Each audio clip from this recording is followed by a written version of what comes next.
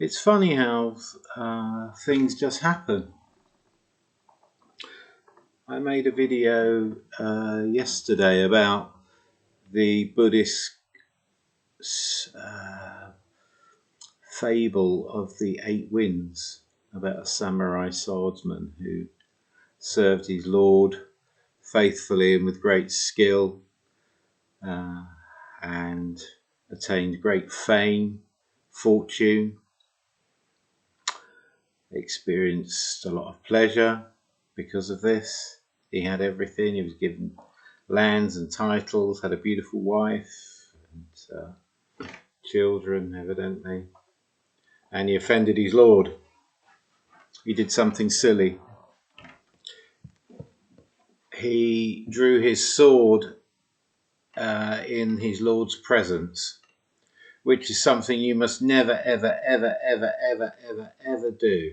It's the worst thing you can ever do in that sort of Japanese feudal society with the code of Bushido, to draw your sword in your lord's presence.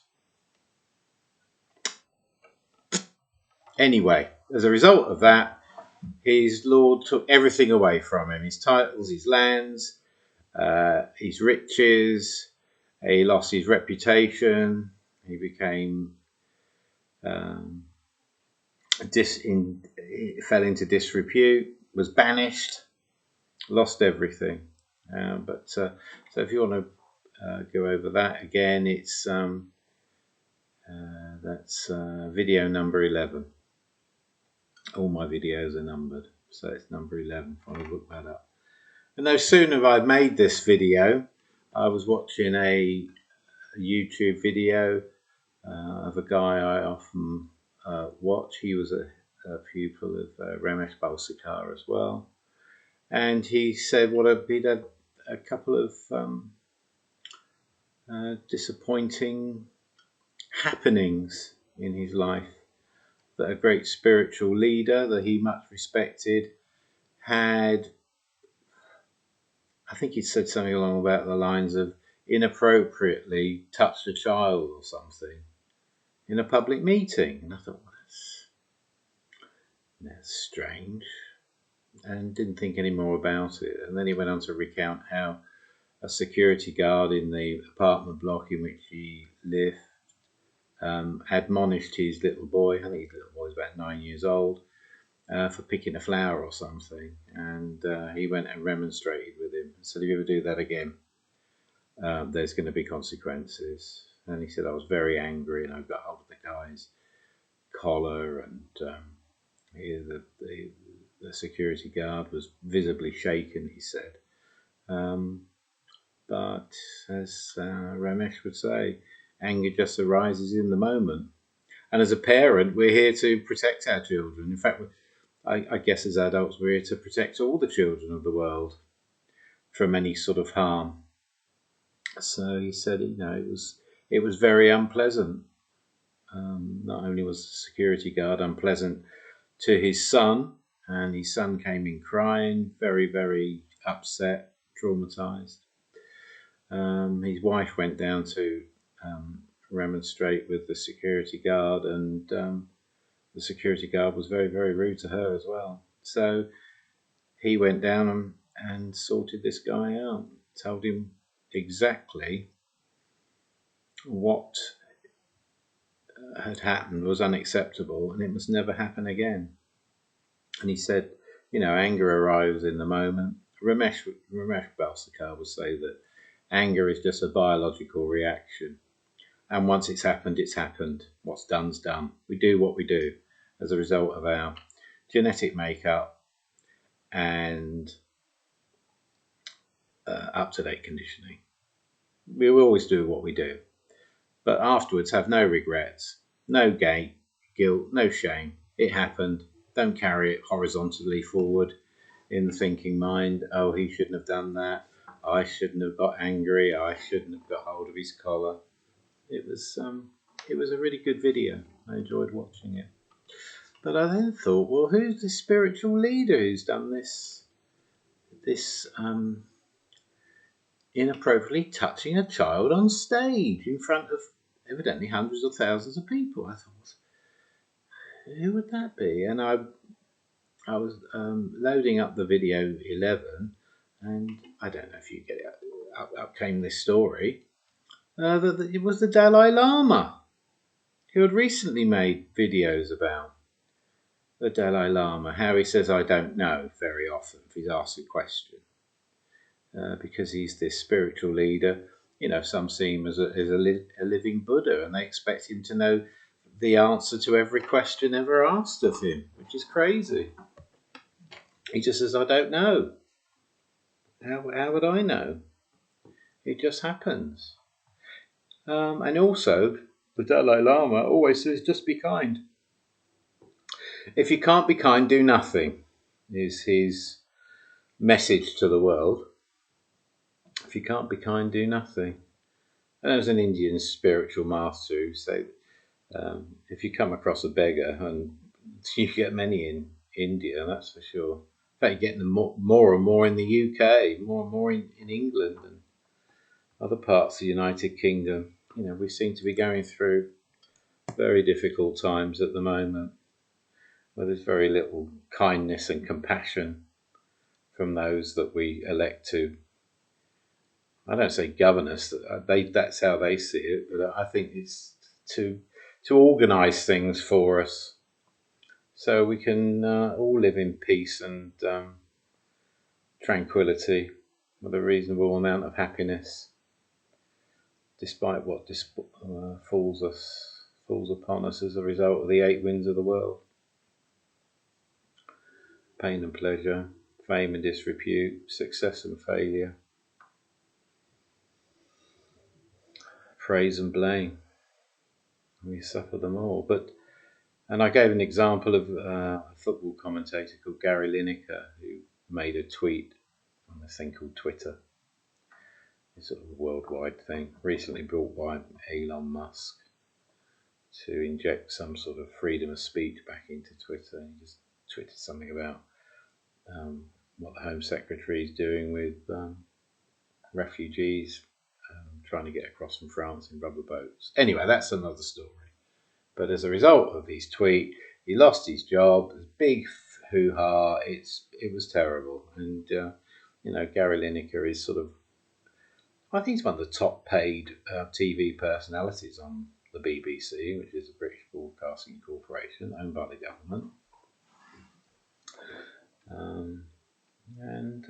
He was dismissed from his job commenting on football matches. Anyway, so there we go. From fame to disrepute. Well, in some people's eyes, a lot of people condemned him and blamed him. Said, "Oh no, you should be doing that. Just give the football schools and whatever." And other people saying, Gary Lineker is a great bloke, and what he's saying is right. So we've all got our supporters. We've all got our detractors. Anyway, I didn't expect it to be the Dalai Lama. So I clicked on it and read the news article. And evidently what he had done, it was a charitable event. He's on the stage and talking to a 9-year-old boy, Indian boy, because the Dalai Lama spends most of his time in India. He's 87 now. He used to travel the world quite a lot, but he can't anymore. Can't do the travelling. But so he's on stage with this 9-year-old boy, and evidently what happened, I haven't seen the video, is the Dalai Lama was talking to the boy and told the boy to kiss him on his lips, which the boy did evidently, and then the Dalai Lama stuck his tongue out and told the boy to suck his tongue, which he did. Now, this has caused absolute outrage all over the world, that it's child abuse and whatever, and one thing and another. But I think it is an absolutely typical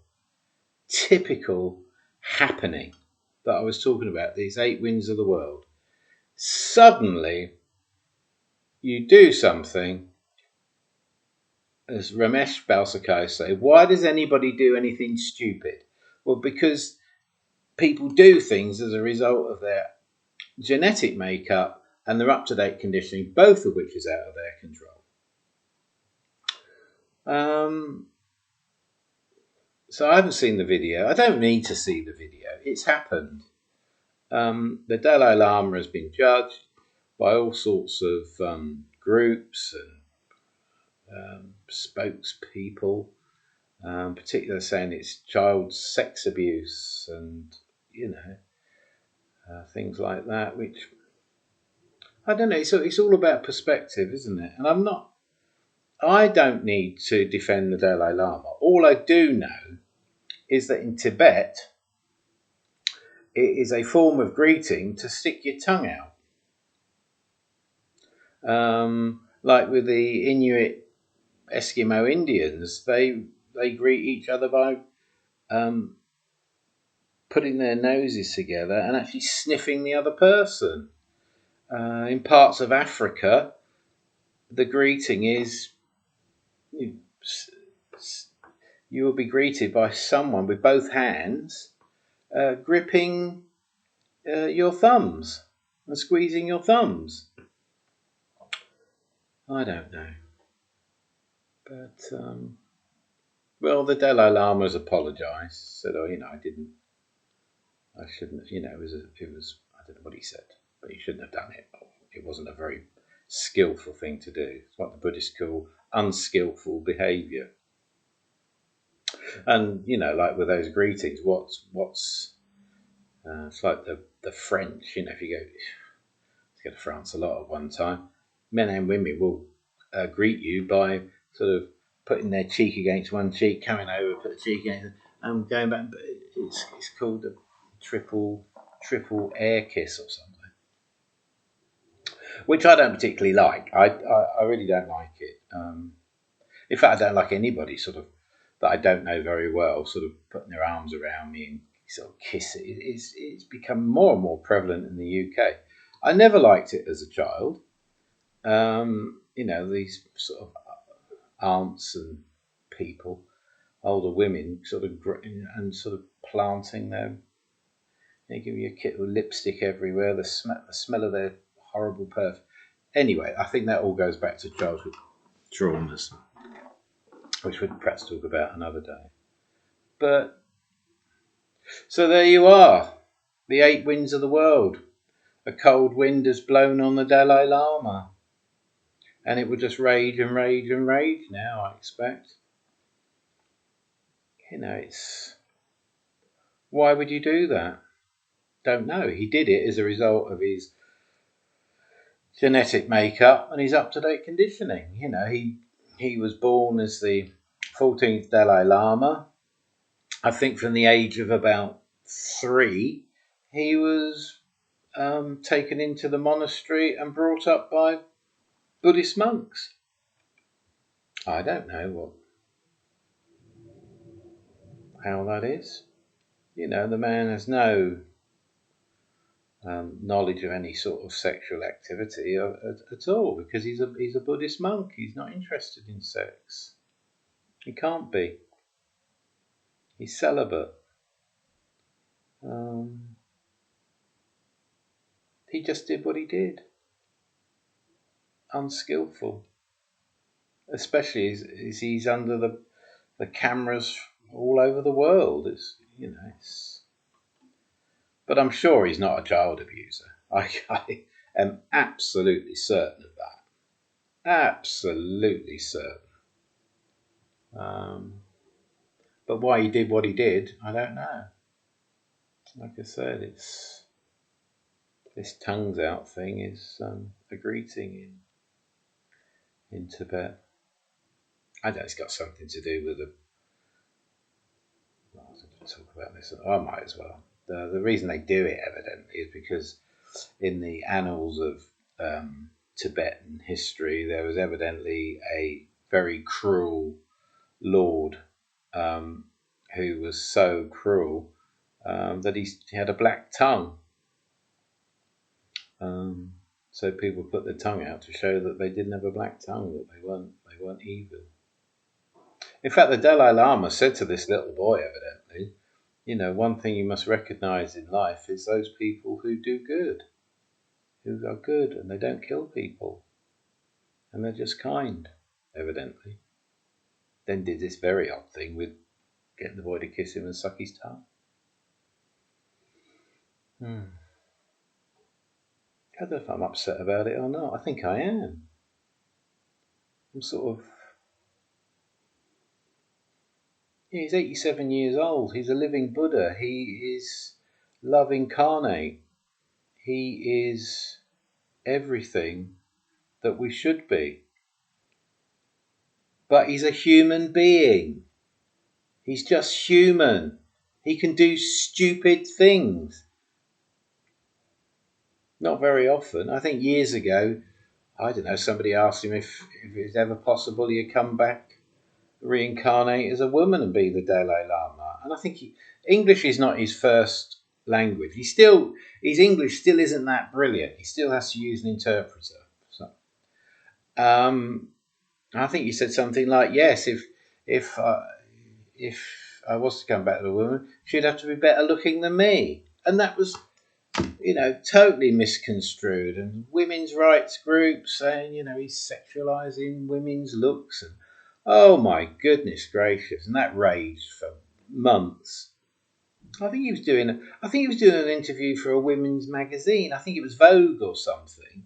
Why he was doing an interview for Vogue, I don't know. But I think he thought he was trying to communicate with that audience. Vogue magazine's all about women's fashion and makeup, and they've got photographs of the most beautiful women in the world on the front cover.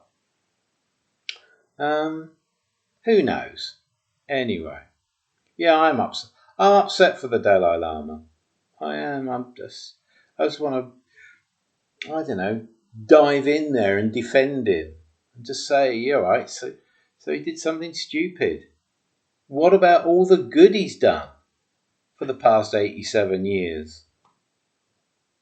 It's all just, people will just want to pull him down and kill him, crucify him for something that was just a little bit, perhaps a little bit unskillful. They want to nail him to a tree like they did with Jesus of Nazareth.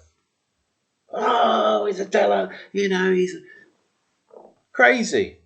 Absolute chaos. Chaos. What about all the good things he's done? I remember once a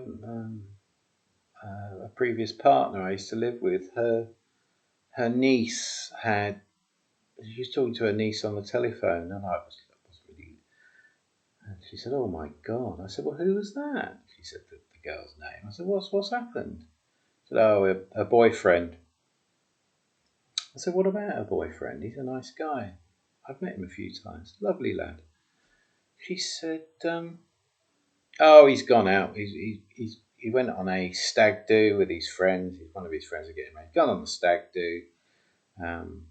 Went up to London. He's got absolutely drunk and done a load of drugs. And she said, that's it. I told him, no more. You do drugs. That's it. We're over and done with. And I said, well, that's a bit harsh, isn't it? She said, well, how do you mean? I said, well, so what, how long they've been together? She said, 7 years or 5 or 7, 5 years, I think it was. 5 years. I said, 5 years of doing okay. Telling me he loves her every day, buys her flowers. He was always buying her clothes. She loved clothes. He was always buying her clothes. Let's go out and buy some clothes. Nice dinners. They used to go away for weekends. I said, so all that, 5 years times 365, I said it was 1,500 and odd, 1,600 nights or whatever it is. 1,600 days of doing okay. He goes out once with his mates, and it's the same for everyone. You have a few drinks, someone's got some Charlie or something. I don't know, whatever. I'll have some of this. They're having a good time. Think no one's going to fight. You don't think at the time. you just act from your genetic makeup and your up-to-date conditioning. So she said, well, I hadn't thought of that. This partner I live with. She said, I hadn't thought of that. She said, I'm going to ring her back. I said, what you? She said, yeah, I'm going to tell her what you just said. You know, all that 1,500 days all counts for nothing just because one stupid, idiotic evening.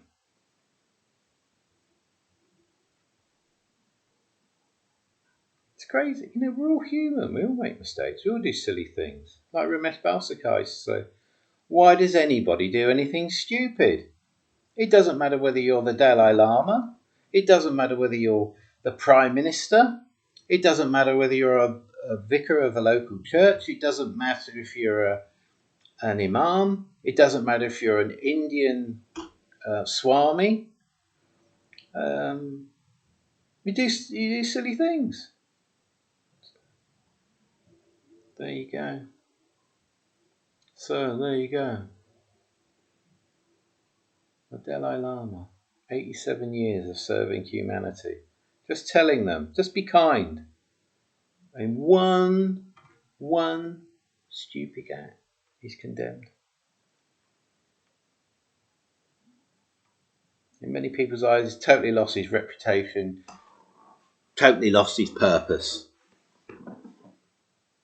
It was the same with the Buddha. The people tried to kill the Buddha.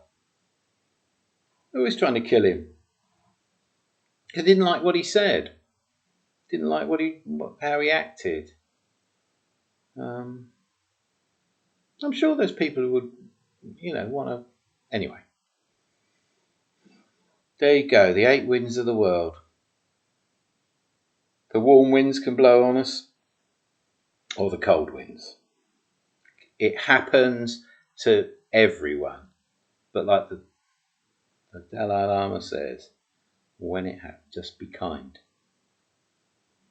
It's like an Indian guru called Ramana Maharshi.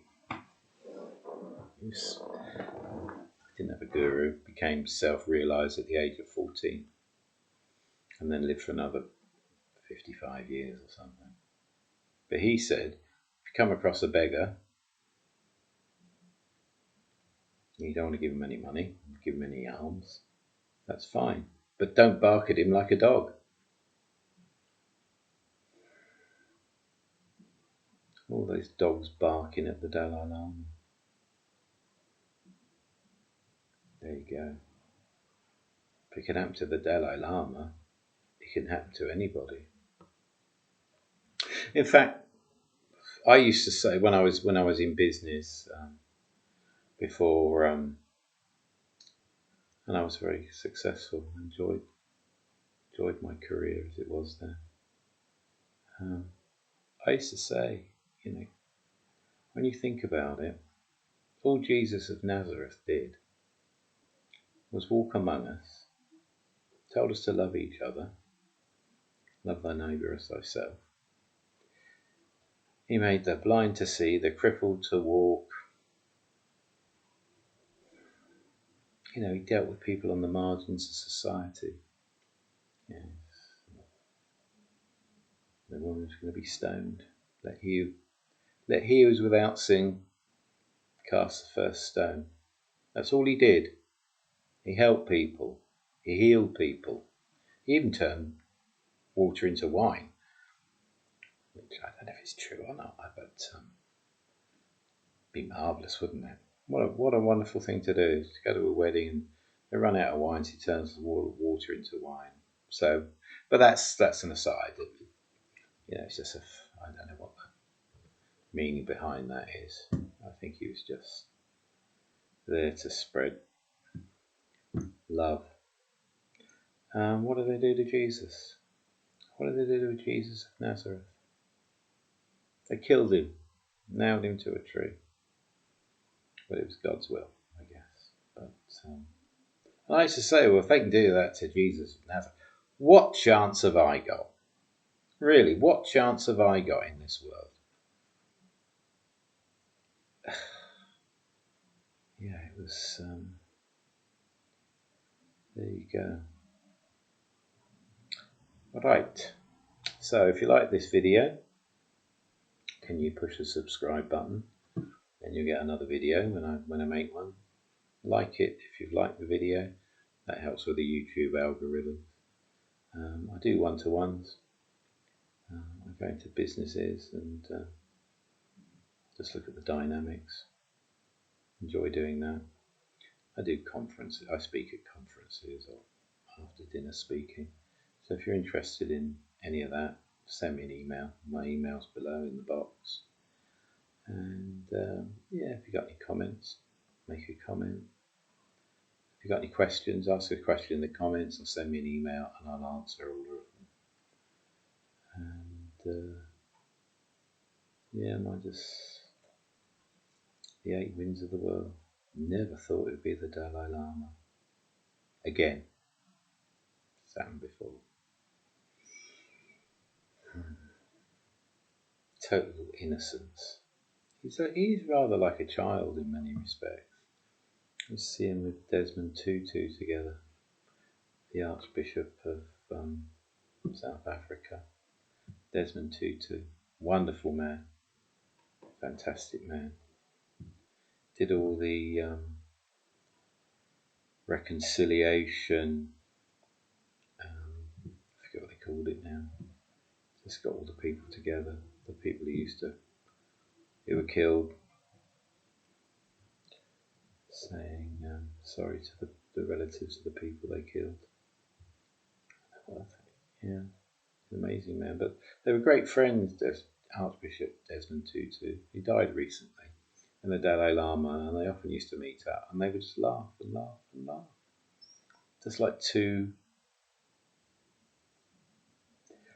children, really. I was going to say teenagers, but no, younger than that. They just laughed and laughed, just delighted in each other's company. Anyway, hope you enjoyed this video. Yeah, it's quite encouraging now. I looked at the analytics the other day, and the videos I've made have been watched at 360 odd times. So thank you for your support. Thanks for watching. Take care.